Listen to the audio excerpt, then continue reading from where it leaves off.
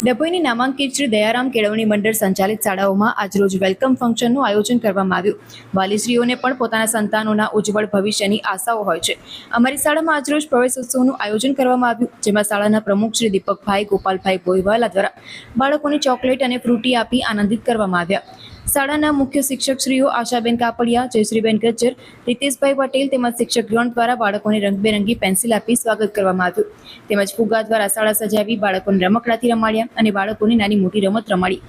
આજરોજ વાલીશ્રી, મારી નમ્ર વિનંતી છે કે બાળકોના શિક્ષણમાં સક્રિય રસ લો, સાથે સાથે શાળાના સંપર્કમાં રહો અને તેમના અભ્યાસ માટે યોગ્ય વાતાવરણ પૂરું પાડો। યાદ રાખો કે શાળા અને ઘર બંનેનું વાતાવરણ બાળક માટે પૂરક હોવું જોઈએ। ડભોઈની નામાંકિત શ્રી દયારામ કેળવણી મંડળ સંચાલિત શાળાઓમાં આજરોજ વેલકમ ફંક્શનનું આયોજન કરવામાં આવ્યું હતું। આપણા માટે પ્રવેશોત્સવ એક તહેવાર છે, પરંતુ બાળકોની આંખોમાં અઢળક સપના હોય છે અને વાલીઓના મનમાં પણ તેમના સંતાનો માટે ઉજ્જવળ ભવિષ્યની આશાઓ હોય છે।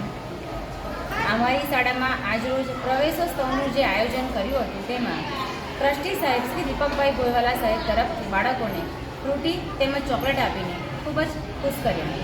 તેમજ શાળાના મુખ્ય શિક્ષકશ્રીઓ દ્વારા બાળકોને પેન્સિલ આપીને ખૂબ જ ઉત્સાહપૂર્વક સ્વાગત કર્યું।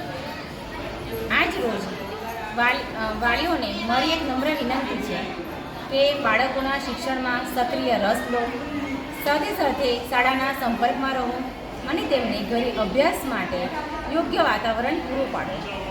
યાદ રાખો, શાળા અને ઘર બંનેનું વાતાવરણ બાળક માટે પૂરક હોવું જોઈએ।